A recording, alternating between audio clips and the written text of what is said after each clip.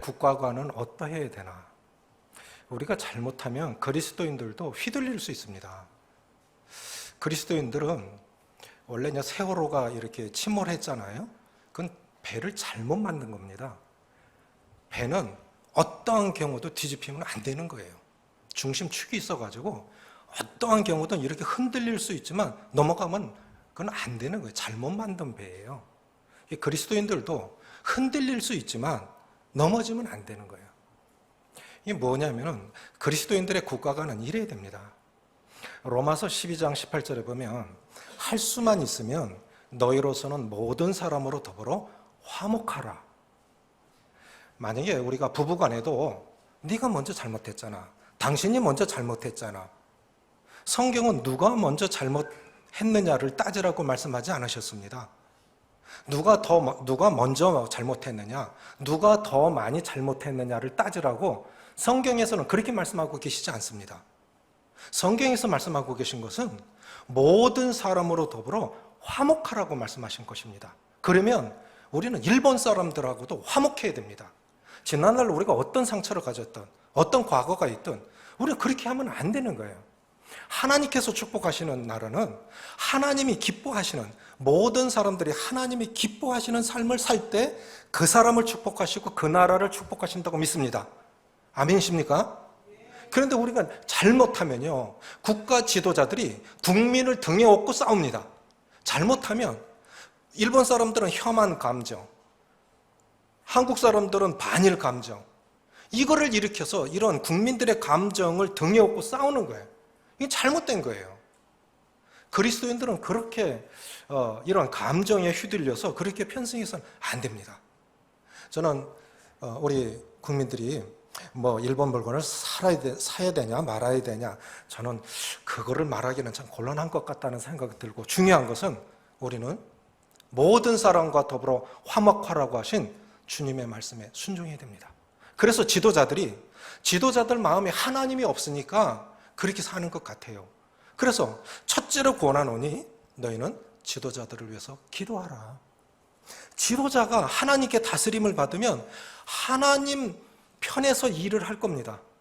그러니까 하나님이 없으니까 지도자들이 하나님 편에서 일하지 않고 사탄 편에서 일하면 특별히 신앙을 갖고 있는 사람들 굉장히 어려워집니다. 우리가 고요하고 평안한 가운데 하나님 섬겨갈 수 있도록. 결국 양국 지도자들이 싸우니까 고생하는 건 국민들이에요. 국민들이 무슨 죄가 있습니까? 지도자들이 마음을 넓혀서 똑같은 문제를 놓고도,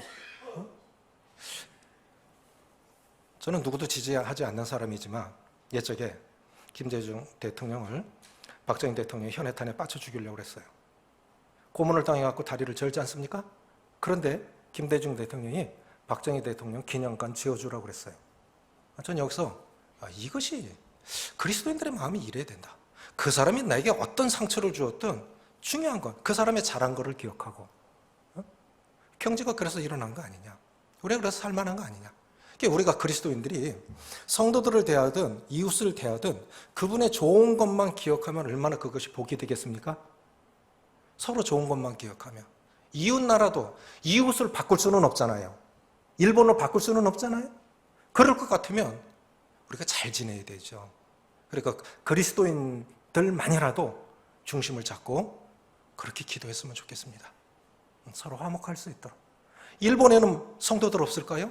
비록 수가 적지만 일본에도 성도들이 있어요. 일본 성도들도 그렇게 기도할 거예요. 그런데 이렇게 어려운 소식만 있는 것은 아니죠. 교회라는 것도 그렇습니다. 하나님의 역사도 있고 사탄의 역사도 있고 늘 함께 일어납니다. 좋은 일도 있고 나쁜 일도 있고, 근데 좋은 소식도 있습니다. 지난달 7월 23일 날 충북 청주시 무심천에 좋은 놀이 양 여종생이죠. 가족들이 등산을 하다가 벌레가 너무 많아서 홀로 내려왔나 봐요. 하산을 하다가 길을 잘못 들었는데, 우리가 이제 도깨비한테 홀렸다 하잖아요. 도깨비 있습니까 없습니까? 도깨비 있어요 없어요? 도깨비 없어요. 그럼 뭐에 홀린 거예요? 제가 총각 때 서울에서 한강 개발을 할 때인데요. 퇴근을 하고 숙소를 가야 되는데 한 2시간을 그 자리만 뱅뱅뱅뱅 돌았어요. 촌사람이 서울에 올라가니까 이게 한번 당황하고 나니까 도대체 방향 감각이 없어요. 지금처럼 휴대폰도 없잖아요.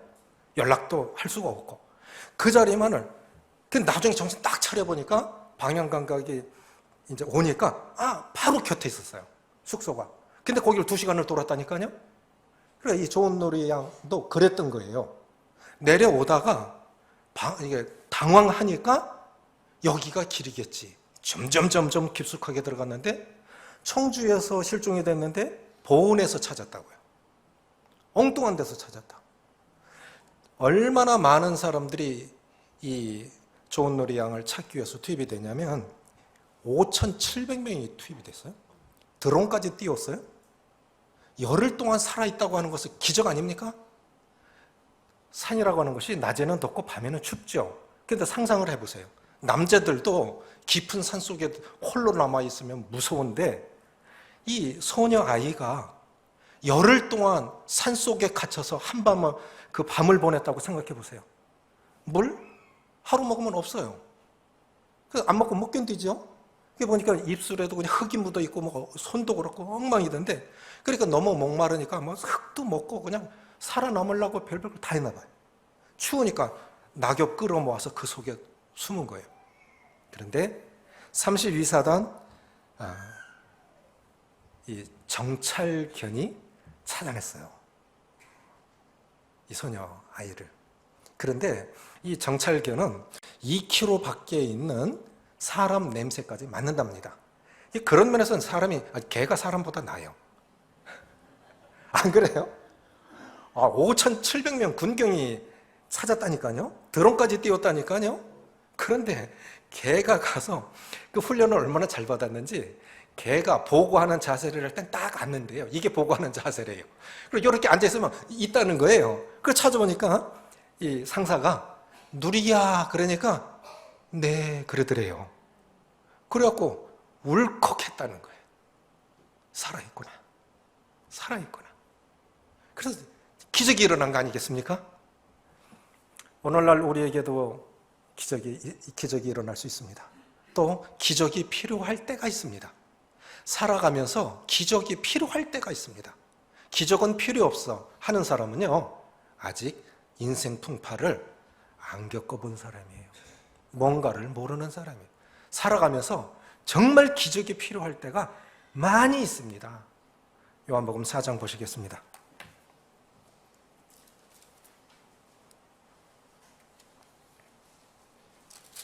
요한복음 4장 46절부터 54절까지 같이 읽겠습니다. 신약성경 149쪽 요한복음 4장 46절부터 54절까지 같이 읽겠습니다. 시작. 예수께서 다시 갈릴리 가나에 이르시니 전에 물로 포도주를 만드신 곳이라.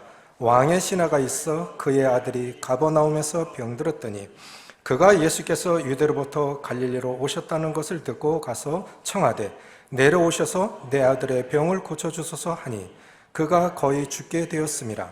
예수께서 이르시되 너희는 표적과 기사를 보지 못하면 도무지 믿지 아니하리라. 신하가 이르되 주여 내 아이가 죽기 전에 내려오소서.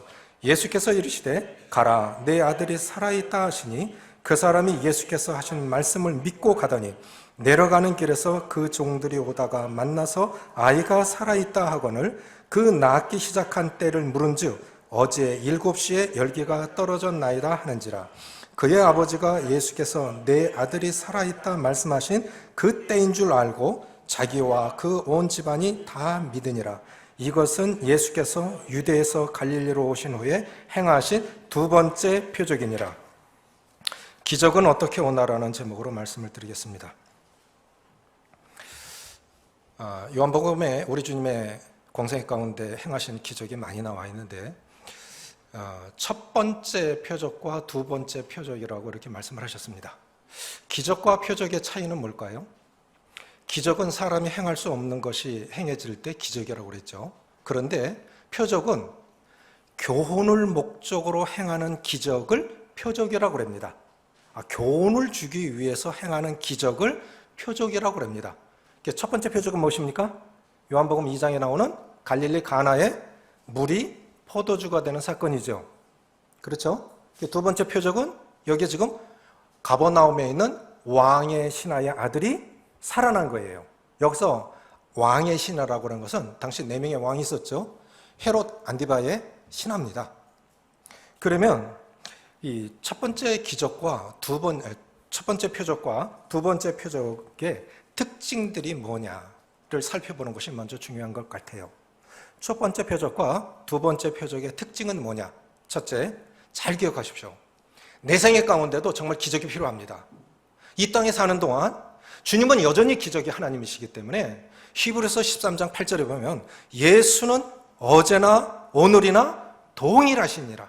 2000년 전에 그 기적, 그 표적이 있었다면 오늘날 내게도 필요하고 2000년 전에 표적을 행하신 주님은 오늘날 나에게도 그런 기적을 행하실 수 있는 분이기 때문에 잘 들으셔야 돼요. 첫 번째 표적과 두 번째 표적의 공통점은 뭐냐면 따라해 보십시오. 말씀이 강조됐다. 말씀이 강조가 된 거예요. 첫 번째 표적에서는 이 마리아가 예수님을 초청을 했어요. 갈릴리 가나에 혼인잔치가 있었습니다. 포도주가 떨어졌습니다. 여자여 그것이 나와 무슨 상관이 있느냐. 그런데 마리아가 하인들에게 뭐라 그럽니까? 무슨 말씀을 하시든지 그대로 하라. 따라해 보십시오. 무슨 말씀을 하시든지 그대로 행하라. 그러니까 기적의 중심은 말씀이 있는 거예요. 그 말씀, 내가 너에게 이런 말이 영이요 생명이라. 여전히 그 말씀은 생명이고 여전히 그 말씀은 능력입니다. 말씀을 의지하고 말씀을 신뢰하고 말씀을 순종할 때 여전히 기적은 일어날 수 있다고 믿습니다. 두 번째 표적에서도 내 아이가 죽기 전에 내려오소서. 그런데 예수님이 가지 않고 내 아이가 살았다. 그런데 왕의 신하가 그 말씀을 믿고 가더니 기적의 중심에 말씀이 있습니다. 그러니까 말씀 없이 사는 사람들, 말씀을 가까이 하지 않고 순종하려 하지 않고 말씀을 신뢰하려 하지 않는 사람들은 기적을 기대하지 마십시오. 기적을 기대하지 마십시오. 여전히 말씀은 생명이고 말씀은 여전히 능력입니다. 무슨 말씀을 하시든지 그대로 해라. 그 말씀을 믿고 가더니 확인해 보니까 아이가 살아있어요. 그래서 두 표적의 공통점, 말씀이 강조됐다 하는 것입니다. 두 번째는 뭐냐면, 그러면 이 기적이 일어나야 하는 이유는 뭐냐는 거예요. 왜 기적을 바라느냐 하는 것입니다. 따라해 보십시오. 하나님의 영광을 위하여. 하나님의 영광이 돼야 돼요. 그것을 인해서 그렇게 말하더니 그래? 하나님이 그렇게 말씀하시더니 진짜 그렇게 되네? 모세 보세요. 강물이 피가 될 거야. 뭐가 될 거야? 그대로 되지요. 그렇죠? 모세가 바로가 무시합니다. 나중에는 무서우니까 다 보내잖아요. 모세 말대로 돼. 모세 말대로. 그래서 신앙이 뭐냐 했을 때 어느 분은 신앙을 이렇게 정했어요. 신앙은 꾀를 부리지 않는 것이다. 꾀를 부리지 않는 것이다. 그러니까 말씀대로 하였더니 말씀대로 되더라. 참 어리석어 보여요. 같은 그리스도인들이 볼지라도 왜 저렇게 융통성이 없을까라고 보일 정도로 그렇게 순수했는데 진짜 말씀대로 되는 거예요. 말씀대로 하였더니 말씀대로 되는 거. 그럴 때 기적을 경험하게 됩니다. 첫 표적 속에서 갈릴리 가나에서 물이 포도주가 됐을 때 그 결과로 하나님의 영광을 드러냈는데 그 결과로 제자들이 믿으니라. 첫 번째 표적의 결과로 주님의 제자들이 예수님을 이분 진짜 하나님 맞네. 물이 포도주가 되는 건 그건 창조 아닙니까? 그건 변형이 아니잖아요. 개조가 아니잖아요. 이건 창조지요. 그럼 창조는 하나님만이 하실 수 있는 거 아닙니까? 그래서 먼저는 제자들이 믿어야 됐습니다. 먼저는. 그러니까 뭐냐면 먼저는 기적을 내가 경험해야 돼요. 먼저는 아버지가 경험해야 돼요. 먼저는 그리스도인들이 먼저 기적을 경험해야 됩니다. 네가 그렇게 말하더니 네가 말한 대로 되네? 그래야 그 사람의 삶 속에서 역사한 경험을 가지고 진짜 그건 사람이 할 수 없는 일이지. 그 사람의 하나님을 믿을 수 있습니다. 두 번째 표적에서는 아버지가 믿고 그로 인해서 그의 가족들이 다 믿었습니다. 그러니까 기적이 필요한 이유는 하나님의 영광을 드러내기 위해서. 하나님의 영광을 드러내기 위해서. 세 번째, 두 표적의 순서가 정해져 있습니다. 첫 번째 표적, 두 번째 표적, 그리고 세 번째 표적이라는 말씀은 없지요. 그렇죠? 그러니까 이것은 첫 번째 표적과 두 번째 표적을 비교하기 위해서 기자가 의도적으로 그렇게 기록한 것이 아니냐 하는 생각이 듭니다. 그러니까 첫 번째, 두 번째 표적을 한번 비교해봐라 라는 의도적으로 사도 요한이 그렇게 기록한 것이 아니냐 하는 그런 생각을 가져보게 됩니다. 네 번째 뭐냐면 반대 상황에서 기적이 일어났습니다. 반대 상황에서. 기뻐요. 좋아요. 기도 제목이 없어요. 그러면 정말 기도 제목이 없을까요? 혼인잔치에 포도주가 없습니다. 잔치집에 포도주가 떨어진 거예요. 이 가장 중요한 포도주가 떨어진 겁니다. 기쁨의 자리에 궁극적으로 그곳에 주님 없으면, 주님 안 계시면 그 기쁨은 얼마 안 가서 기쁨이 바닥이 나게 돼 있습니다. 인간의 기쁨은 얼마 못 가요. 인간의 기쁨은 얼마 못 갑니다. 아무리 기쁨의 자리를 할지라도 거기 주님 안 계시면 그 기쁨은 얼마 못 갑니다. 큰 집으로 이사했다고요? 조금 지나봐요. 똑같아요. 어느 분 그러시대요. 화장실 하나 갖고 살다가 화장실 2개 갖고 살다가 죽는 거라고. 하나에서 두 개는 늘려가고는 죽어야 돼요. 화장실 3개짜리 있는 사람 잘 없죠? 50평 넘어도 화장실 2개밖에 없죠? 100평짜리는 또 모르겠어요. 100평짜리는 제가 본 적이 없어서. 별거 아니에요. 별거 아니라고요. 5억 있는 사람이 10억 됐어요? 그럼 만족할까요? 안 그렇습니다. 그 기쁨의 자리에 주님이 안 계시면 언젠가는 그 기쁨 바닥나게 돼 있어요. 반대로 자, 왕의 아들이 죽어가고 있습니다. 죽음의 그림자가 드리워진 그 슬픔의 자리에 주님이 개입하시니까 슬픔이 기쁨으로 바뀝니다. 아멘이십니까? 주님은 그런 기적의 하나님이시죠? 우리가 아무리 기뻐도 거기 주님 안 계시면 언젠가 그 기쁨은 슬픔으로 바뀔 겁니다.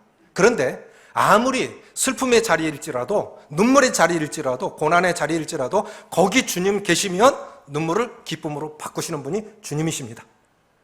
그럼 우리 얼마나 행복한 사람들입니까? 주님 기적의 하나님이신데, 그러면 기적은 어떻게 오냐 하는 것입니다. 첫째는 간절한 소원을 가지고 주님 앞에 나오라 하는 것입니다. 47절 같이 읽겠습니다. 시작. 그가 예수께서 유대로부터 갈릴리로 오셨다는 것을 듣고 가서 청하되 내려오셔서 내 아들의 병을 고쳐주소서 하니 그가 거의 죽게 되었음이라. 여기 이제 왕의 아들입니다. 46절에 보면 왕의 아들이 갈릴리 가나에 주님 오셨다는 소식을 들었어요. 특별히 정치인들은 나라 정세 돌아가는 소식에 밝지요. 예수라는 사람의 소식을 듣기 시작했어요. 유대 종교 지도자들도 듣기 시작했어요. 처음에는 관심을 갖고 있다. 일단 유대 기독교의 기득권을 갖고 있는 사람들이 종교 지도자들이니까 나중에는 기득권을 빼앗기지 않으려고 예수님을 죽이려고 하죠. 유대 종교자들은 그랬습니다. 그런데 정치 지도자들은 그렇지는 않아요. 빌라도도 정확히 알았습니다. 제사장들이 예수님을 죽이려고 하는 의도를 빌라도 알았어요. 그래서 나는 책임이 없어요. 저들이 예수라고 하는 젊은이 죽이려고 하는 게 자기 밥그릇 뺏기지 않으려고 저러는구나. 빌라도는 알았다고요. 그런데 휘말리고 싶지 않았던 거예요. 그러니까 예수님에 관해서 이 왕의 신하가 정확히 알고 있었을 거예요. 그건 사실이었잖아요. 그런데 자기한테 문제가 생긴 겁니다. 아들이 죽어가고 있어요. 자, 왕의 신하라니까 장관이라고 쳐요. 그럼 장관이 돈이 없습니까? 권세가 없습니까? 그 나라에 용하다고 하는 의사들한테 다 맡겨봤을 거 아니에요. 근데 못 고쳐요. 마지막으로 희망을 걸은 분이 주님입니다. 주님께 나서 내 아들이 죽어가고 있습니다. 죽기 전에 내려오소서. 간절한 소원을 가지고 주님 앞에 나왔습니다. 질문 하나 드려볼까요? 인생의 최고 불행은 뭐라고 생각하십니까? 인생의 최고 비극은 무엇이라고 생각하십니까? 죽는 겁니다. 죽는 겁니다. 인생의 최고 비극, 인생의 최고 불행은 죽는 거예요. 왜냐? 어느 분이 이 삶을 이렇게 정리했어요. 삶은 곧 기회다. 삶은 곧 기회다. 지혜의 왕 솔로몬은 이렇게 표현했습니다. 산 개가 죽은 사자보다 나은 것은 그에게 소망이 있습니다. 그러니까 솔로몬은 기회를 소망으로 본 거예요. 근데 죽은 사람은 기회가 없어요. 더 이상 기회가 없지 않습니까? 죽으면 한 번 죽는 것은 정하신 것이요 그 후에는 심판이 있으리니 죽은 다음에 기회가 없습니다. 그러니까 죽기 전에 내려와 달라는 거예요. 간절한 소원을 가지고 주님 앞에 나왔습니다. 사람이 이 고난을 받으면 두 가지로 나타난다 하지요. 어떤 사람은 크게 나눠서 그렇습니다. 크게 나눠서 사람에게 고난과 시련이 닥치면 두 가지 양상으로 나타나는데 한 경우는 더 강팍해져요. 더 강팍해진다고. 또 하나는 주님 앞에 겸손해져요. 고난이 오면 주님, 제가 뭐 잘못했지요? 옛적에는 왜 그랬는지 몰라요. 저희 큰아이가 응급실에 가면 될 건데 대명동에 살 때요. 아이가, 갓난아이가 아파요. 그래 아프면 저희는 그냥 한순영님의 댁에 뛰어가는 것밖에 몰랐어요. 응급실 가는 것도 모르고 그냥 1시간, 2시간 한순영님 댁 두들겨요. 그럼 형님이 침 놔줘요. 그럼 열이 싹 내려요. 열이 싹 내려. 그런데 아이가 아프면 어떻게 되냐면 좀 표현이 그렇지만 옛적에 저는 참 믿음이 순수했던 것 같아요. 아이가 아프잖아요.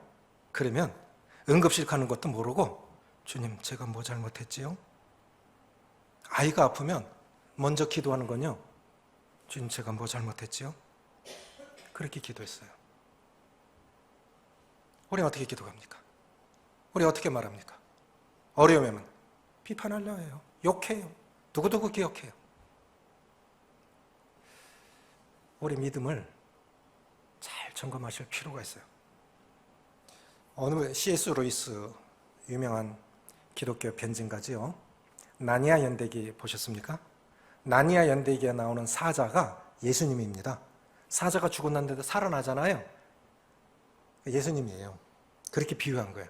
그런데 C.S. 루이스가 이런 말을 했어요. 고난은 하나님의 스피커다 그랬어요.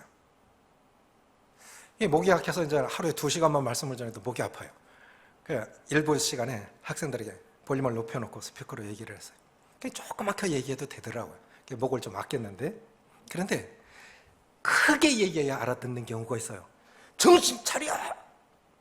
정신 차려! 고난이 그렇다는 거예요. 우리가 못 깨달을 때 하나님께서 크게 소리 지르는 게 그게 고난이라는 거예요. 정신 차려! 그렇게 하나님께, 그러니까 우리가 못 알아들으니까, 못 깨달으니까 하나님께서 고난과 시련을 통해서 우리를 일깨우시는 거라는 거예요. 그게 주님을 찾는 계획입니다. 그러니까 고난은 기적을 경험할 수 있는 절호의 기회입니다. 아무 일 없으면 기적이 일어날 필요가 없잖아요. 그렇지 않습니까? 기도할 이유도 없어요. 주님 부르짖을 이유도 없어요. 그런 속에서 무슨 기적을 경험합니까? 기적은 절박한 상황 속에서, 내가 할 수 없는 절박한 상황 속에서 경험할 수 있는 것이 그것이 기적이에요. 간절한 소원을 가지고 주님 앞에 부르짖으십시오. 기도를 들으시는 주여. 주님 기도를 들으십니다. 두 번째, 내 믿음의 수준을 점검하라 하는 것입니다. 자, 이거 보십시오. 47절 같이 읽겠습니다. 시작.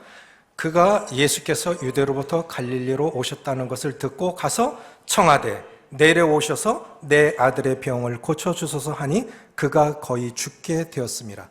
자, 여기 지금 왕의 신하의 믿음이 온전한 믿음입니까? 아닙니까?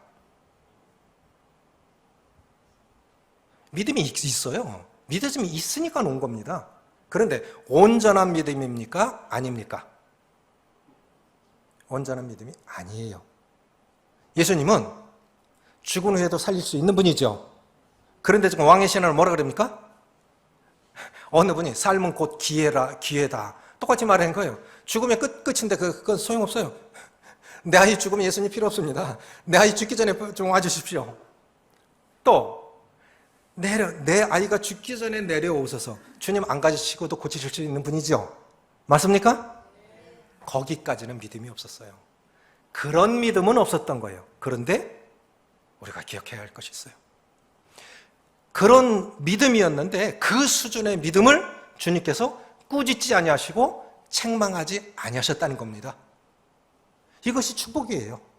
우리 믿음의 수준만큼으로 나왔는데 그 믿음을 주님께서 꾸짖지 아니하시고 책망하지 아니하셨다는 거예요. 감사하지 않습니까?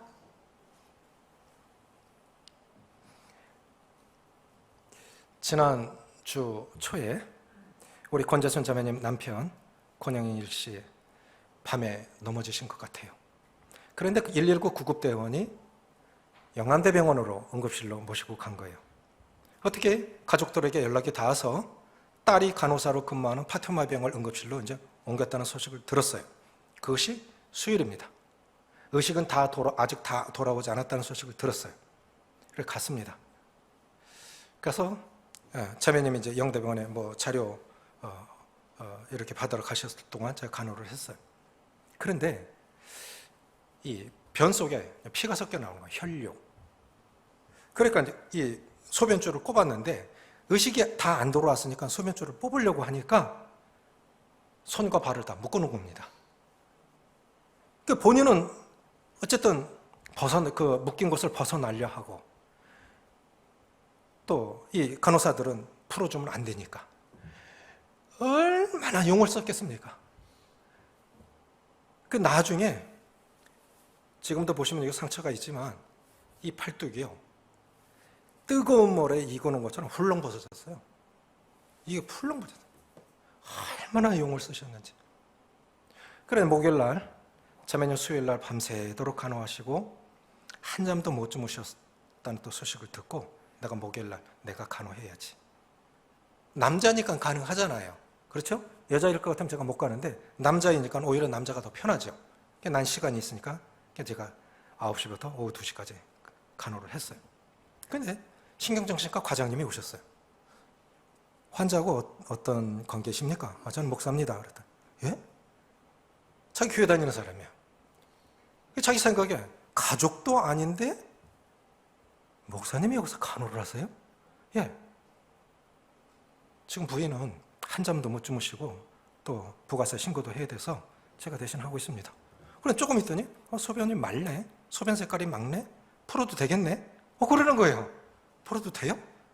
그랬더니 예, 제가 책임집니다. 그 간호사 불러서 소변 좀 빼고 풀렀어. 조금 있더니 퇴원해도 되겠네 이러는 거예요. 저는 이게 어떻게 이 상황이 풀어주는 것도 힘든데 퇴원할 상황이 아니거든요. 그러더니 몇 가지만 점검해보고 퇴원시키죠. 그러더니 10에서 5 빼면 몇입니까? 한참 있더니 5이요. 10에서 3 빼면 몇입니까? 답을 못해요. 여기가 어딥니까? 몰라요. 그런데 퇴원을 시키겠다는 거예요. 거기서 하나님 믿는 과장님 못 만났다면 김영일 씨 지금 퇴원 못했을 거예요. 정신과 병동 갔을 거예요. 그분 만난 거 기적이라고 봐요. 그런데 다음날 외래로 또 이렇게 치료해서 그런데 이제 집에서 저게 가능할까? 집에서 간호가 가능할까? 믿음이 없는 거예요. 저는 기도만 하고 있는데 지난주 토일 저희 부서 수양이 아닙니까? 오후 2시에 출발하기로 했는데 저는 이제 오후 1시에 와 있는데 자매님이 남편 모시고 오후 1시 오신 거예요. 2시에 출발하기로 돼 있는데 들어오신 거예요. 목양실로. 그래서 제가 느끼기는 저는 어떻게 생각했냐면 간호할 때도 그렇고 복음 전할 때도 내가 할 수 있는 최선만 한다. 내가 할 수 없는 건 어차피 못하는 거니까 간호도 내가 할 수 있는 거고 복음 전하는 것도 2시에 출발하는데 1시에 오셨다 그러면 복음 전하라고 보내신 거겠지. 그래서 복음을 전했어요. 그런데 아프신 분이잖아요. 단순하게 짧게 전해야 됩니다. 알아듣기 쉽게 전해야 됩니다. 그래서 크리스마스가 무슨 날이죠? 예수님 탄생하신 날이요. 의외의 답이 온 거예요. 그 예수님 왜 오셨죠? 우리 죄를 위해서. 의외의 말들이 막 나오는 거예요. 그래서 1시간 복음을 전하고 영접 기도를 했어요. 그래서 이제 수양에 가서 예배 드리고 또 전해야지. 이것은 복음을 다지기 위해서도 전해야 되지만 많은 사람들이 보는 앞에서 이것은 공적으로 전해야 할 필요가 있다. 왜냐하면 이 12해 동안 혈우병 든 여인이 예수님 몸에 손을 댔을 때 누가 내 몸에 손을 대었느냐라고 물으셨을 때 예수님이 자기 몸에서 기운이 빠져나간 걸 모르셔서 물은 게 아닙니다. 그건 그 여인을 위해서 물은 겁니다. 그 지역 사람들은 다 이 혈우병 든 여인이 부정한 사람이라는 걸 다 알아요. 그런데 지금 예수님 몸에 손을 대서 낫잖아요. 누구만 알 수 있는 거죠? 자신과 예수님만 알고 있다고요. 그러니까 예수님 편에서는 이 여인이 더 이상 부정한 여인이 아니라는 것을 공개적으로 나타내야 할 필요가 있어요. 그래서 누가 내 몸에 손을 대었느냐고 물으신 겁니다. 그러니까 저도 복음도 다지기 위해서지만 공적으로 복음을 전해야 할 필요가 있다. 그래서 예배를 드리고 1시간 동안 또 복음을 전했어요. 요한복음 3장 14절에 모세가 놋뱀을 든 것 같이 인자도 들려야 하리니 이는 저를 믿는 자마다 멸망치 않고 영생을 얻게 하려 함이라. 그러면 모세의 놋뱀과 예수님의 십자가는 어떤 연관이 있는 거냐? 그림을 그려가면서 자세히 설명을 했어요. 이스라엘 백성들이 이렇게 하나님 앞에 원망하고 지도자를 원망하고 하나님을 원망하고 그래서 하나님께서 불불을 보내서 그들이 징계받아서 죽어가고 있을 때 그들이 우리가 하나님과 모세에게 죄를 지었나이다 회개했을 때 하나님 그들을 치료하셨죠. 놋뱀을 높이 달라 이것을 쳐다보면 살리라. 이게 복음입니다. 쳐다본즉 살더라. 이것이 복음의 결과입니다. 그래서 다 전했는데 우리가 자녀들에게도 죄를 짓고 부모에게도 죄를 짓고 이웃에게도 죄를 짓고 하나님께도 죄를 짓고 사람에게도 죄를 짓습니다. 다 맞습니다. 세상에 죄 없는 사람 없습니다. 맞습니다. 그대로 받아들이는 거예요. 그게 복음을 전하고 예수님 십자가에 죽으셔서 다 갚았습니다. 다 갚았습니다. 그러면 예수님 십자가에 죽으셔서 우리 죄가 다 용서됐다면 이것을 보면 살리라. 그럼 이 놋뱀 장대에 높이 달아야 어느 방향에서든 다 보이니까 높이 매달아서 이것을 쳐다보면 살리라. 그럼 쳐다본 사람은 다 삽니까? 산대요. 그러면 김일성이도 예수님 믿으면 삽니까? 산다는 거예요. 히틀러도 예수님 믿으면 구원 받습니까? 구원 받는다는 거예요. 아니 이 사람 아픈 사람 맞나? 아이고 그래 예수님 공적으로 영접을 하고요. 다 끝나고 나서 이제 자매님이 김영 씨한테 뭐 할 말 있으면 해보세요 그랬더니 저 예수님 믿은 것밖에 몰라요. 아무것도 몰라요. 그러니까 저를 잘 지도해 주십시오. 그리고 하시는 말씀이 몇 년만 일찍 믿었더라면 참 좋았을까. 이러시는 거예요. 조금만 더 일찍 믿었더라면. 우리가 다 그러잖아요. 예수님 믿고 나면 참 아쉽다. 조금만 더 일찍 예수님을 믿었더라면 내가 주님을 위해서 살 날들이 많고 이렇게 안 아팠을 텐데 내가 조금만 이렇게 아프기 전에 몇 년만 일찍 예수님을 믿었더라면 얼마나 좋았을까. 그러시는 거예요. 그리고 수양일 갔다 왔습니다. 그런데 화요일 날 택시 타고 교회로 오셨어요. 제 목양실이 있는데 그래서 또 교제를 나눴어요. 그리고 저녁에는 이사한 집에 우리가 또 신방을 했습니다. 그러고 그냥 교제를 나누고 돌아오는데 또 이런 말씀을 하세요. 전에는 아내를 따라 교회 갈 때 참 어색했습니다. 그런데 지금은 교회 가면 내 집 온 것 같아요. 아이고 신통만통해요. 한 말씀하시는 것이 이분 진짜 아픈 분 맞나? 오늘 아침에 일부 말씀 전하고 목양실 했는데 잠시 또 교제를 나눴는데 이제 운전을 하세요. 운전을 얼마나 아프신지 모르니까 가만히 있죠. 지금 운전하신다니까요. 오늘 자매님 또 하시는 얘기가 진짜 이상해요. 점점 좋아져요. 이 사람은 진짜 아픈 사람 맞아요? 점점 좋아져요. 운전을 한다니까요. 전에는 걸어다니면 넘어졌어요. 걸어다니면 제 몸을 못 가놓고 넘어졌다니까요. 일시적인 것인지는 모르지만 저는 참 기적이라고 봅니다. 그런데 수요일날 우리 교회 앞에 기도 제목 내놨죠. 성도님들 많이 기도하셨죠? 여전히 하나님은 기적의 하나님이라고 믿습니까? 정말 믿습니까? 저는 구원도 기적이라고 믿습니다. 구원받는데 가장 중요한 게 있어요. 그것은 따라해 보십시오. 성령의 나타남과 능력. 구원받는 데 있어서 가장 중요한 것은 성령의 나타남과 능력입니다. 구원은 전적으로 성령의 역사입니다. 성령이 나타나시고 성령의 능력을 베푸셔야 돼요. 그런데 자매님이 이런 말씀하셨어요. 이 사람 구원받게 하시려고 넘어지게 하시고 아프게 하신 것 같아요. 그런데 김영식이 뭐라냐면 4일 동안 먹지도 못하고 막 벗어나려고 했는데 4일 동안 기억은 한 개도 없고 누군가 나를 끌고 4일 동안 끌고 다녔다 이거예요. 누군가. 병원인들도 모르고 누군가 나를 묶어서 4일 동안 끌고 다녔는데 정신 차리고 보니까 옆에 목사님이 계시더라. 이거밖에 없는 거예요. 이거밖에 없는 거예요.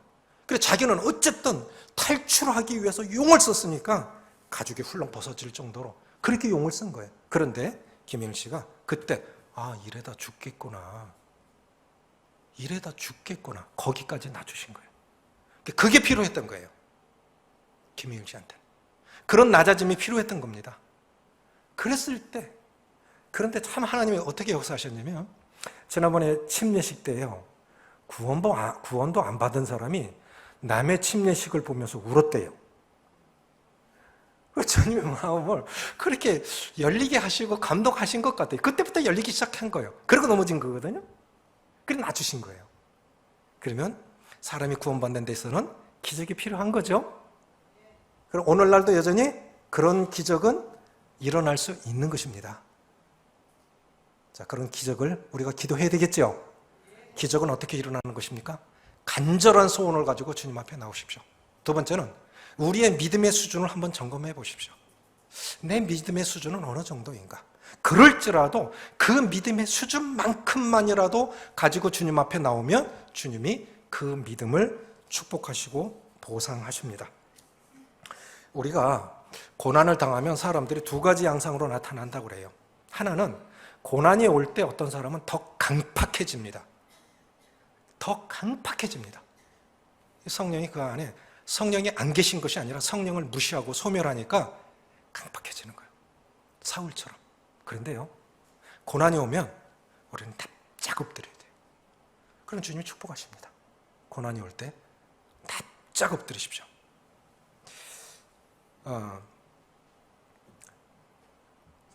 창세기 17장 1절에 보면 하나님께서 아브라함에게 나타나셔서 아브라함 99세 때 나타나셔서 나는 전능한 하나님이라 너는 내 앞에서 행하여 완전하라. 그런데 전능한 하나님이라는 그 하나님의 이름이 엘샤다이거든요. 성경에서 처음으로 소개되고 있는 엘샤다이가 창세기 17장 1절에 나와 있어요. 그런데 아브라함이 75세의 부름을 받아서 10년 동안 아기가 없으니까 하가를 통해서 이스마엘이 낳아집니다. 그런데 이스마엘 낳고 13년 동안 99세 될 때까지 하나님이 침묵하셨어요. 우리가 말씀 없이 육신으로 행하면 하나님 말씀 안 하십니다. 이 성도들은 이게 고통이에요. 하나님이 말씀 안 하시는 게 그게 고통입니다. 하나님이 말씀을 안 주세요. 성도들은 다른 게 고통이 아니에요. 하나님이 말씀 안 주시면 그게 고통이에요. 그런데 13년 만에 침묵을 깨고 하신 말씀이 너는 내 앞에서 행하여 완전하라. 이건 온유한 책망입니다. 나는 전능한 하나님이라. 그래, 전능한 하나님 속에 어떤 의미겠냐면 첫째는 전능한 하나님 속에 들어있는 그 의미는 위기에서 건지시는 하나님을 의미해요. 위기에서 건지시는 하나님.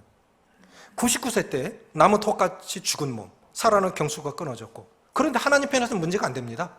진짜 기적은 아무도 할 수 없을, 사람으로서는 할 수 없을 때 그런 일이 일어나야 진짜 기적이겠죠. 그래서 하나님 99세 때까지 기다리신 것 같아요. 전능한 하나님 두 가지 의미가 있습니다. 하나는 위기에서 건지시는 하나님. 두 번째는 뭐냐면 미래의 축복자라는 의미가 있습니다. 소극적으로는 위기에서 건지시고 적극적으로는 미래를 축복하시는 겁니다. 아브라함 이름을 뭐로 바꿔주십니까? 아브라함. 아브라함 이름도 좋은 이름이에요. 높으신 아버지, 존경받는 아버지. 우리가 그런 누군가에게 형제님 존경합니다. 자매님 존경합니다. 이런 말 들을 수 있다면요. 그 사람 참 잘 산 겁니다. 정말 잘 산 겁니다. 존경합니다. 존경하는 아버지, 높으신 아버지. 그런데 더 좋은 이름으로 바꿔주셨어요.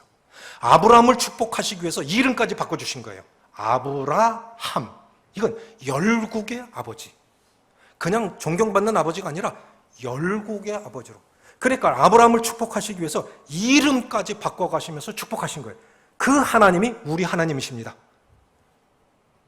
그분이 전능하신 하나님이십니다. 연약한 믿음이 점점 자라가요. 내 아들이 죽기 전에 내려오소서 했는데 네 아들이 살았어. 그러니까 그 믿음을 갖고 그대로 내려갑니다. 기적이 일어나기 위해서는 세 번째, 결과를 확인하라는 것입니다. 내 아들이 살았다. 그래서 이제 내려가기 시작한 거예요. 평양이 더 고도로 말하면 평양이 높습니까? 서울이 높습니까? 고도로 말하면 평양이 더 높죠. 그런데 평양 사람도 옛적에는 서울 올라간다고 그러죠. 왜요? 거기 임금님이 계신 곳이니까 북쪽 사람도 서울로 올라간다 했어요. 그러니까 여기서 가버나움에서 이제 갈릴리 가나까지 이제 온 건데 이 거리가 30km 정도 된답니다. 근데 사람이 하루 걸을 수 있는 거리가 50km에서 60km래요. 그러니까 하루 종일 걸은 거예요. 아들 살려달라고 반나절을 왔어요. 그러니까 내 아들 죽기 전에 오십시오. 정말 간절하게 부르짖었을 거예요. 그런데요, 왕의 신하, 아들이 그런 상황이 일어나지 않았다면 예수님 앞에 오지 않을 사람입니다. 맞습니까? 우리도 그래요. 우리도 하나님이 낮추시는 그런 상황이 아니면 우리 부르짖지 않습니다. 회당장 야이로도 딸이 죽어가는 상황이 아니라면 예수님 앞에 와서 고쳐달라고 안 했을 겁니다. 맞죠? 우리에게 우리 낮추실 때 감사하십시오. 아, 기적을 주시려는가 보다.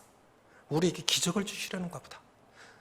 낮추시고 높이시는 그 하나님께서, 그러니까 왕의 신하의 믿음은 그래 거기까지죠. 빨리 내려와 주십시오. 죽기 전에 와 주십시오. 그런데 살았어. 가봐. 그래서 그거 믿고 이제 가는데 가다가 자기 종들을 만난 거예요. 주인님, 아들이 살았어요. 그런데 뭐라고 그러냐면 진짜? 우리 같으면 그렇게 물을 거 아닙니까? 안 그럴까요? 제가 믿기로 우리 믿음은 거의 비슷해요. 설교할 때는 뭐 자기가 믿음 되게 큰 것처럼 말하지만 안 그렇거든요. 우리 믿음은 뭐 거의 비슷해요. 장로님들이나 사역자나 성도들이나 믿음 비슷비슷합니다. 고난당하면. 그런데 이 왕의 신하가 진짜 이렇게 안 하고 뭐라고 그랬죠? 언제였냐 그게. 그러니까 왕의 신하의 믿음이 굉장히 자라간 거죠. 그렇죠? 왕의 신하의 믿음이 굉장히 자라간 거예요. 언제? 진짜 그렇게 안 묻고 언제? 제 칠신이다. 그랬거든요. 어젯밤 어제 제 칠신이다. 근데 우리가 기억해야 할 것이 있습니다. 한 사람이 걸을 수 있는 길이가 50km에서 60km라면 당일에 왔다 갈 수 있는 거리인데 왜 하루가 지난 거죠? 어제 칠신이다. 그것이 하루에 대한 유대인과 이방인들의 그 기준 차이예요. 유대인들은 하루 시간이 저녁부터 저녁까지입니다. 우리는 아침부터 저녁까지죠. 그렇죠? 그리고 일몰, 해 뜰 때부터 일출부터 일몰까지. 그것이 유대인들의 하루예요. 그렇죠? 제가 거꾸로 얘기했네요. 저녁부터 다음날 저녁까지가 하루입니다. 근데 우리는 아침부터, 일출부터 일몰, 해 떠서 해 질 때까지. 이게 하루잖아요? 그런데 가는 사이 벌써 해가 진 거예요. 그러니까 하루가 간 거예요. 그러니까 어제라고 표현을 한 겁니다. 그런데 몇 시라고 그랬습니까? 제7시라고 그랬죠. 우리나라를 극동지역이라고 그러죠. 해가 동쪽에서 떠요, 서쪽에서 떠요? 그럼 우리나라가 빨리 떠요? 이스라엘이 빨리 떠요? 몇 시간 빨리 떠요? 6시간 빨리 뜹니다. 그래서 이스라엘 시각에 6시간을 더하면 됩니다.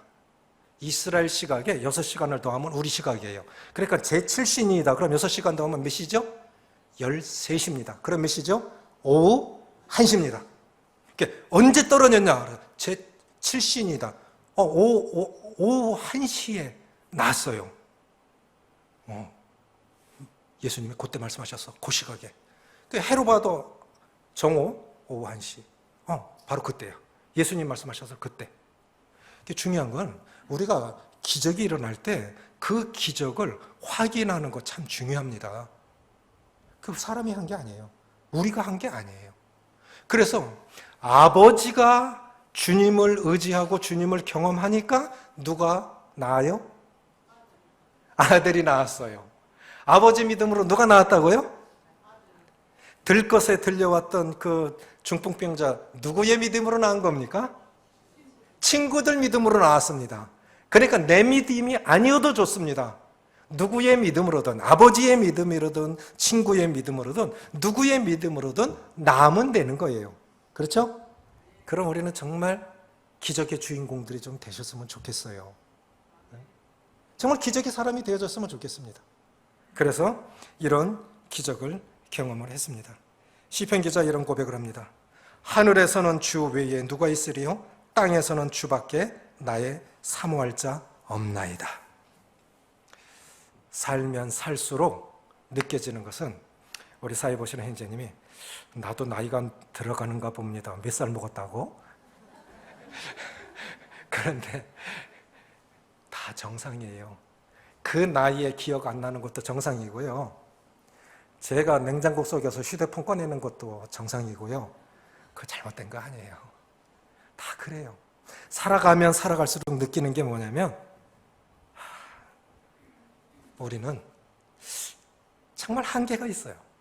그렇죠? 주님이 계시다는 것이 얼마나 행복한지 모르겠어요. 주님 계시다고 하는 것이 얼마나 축복인지 모르겠어요.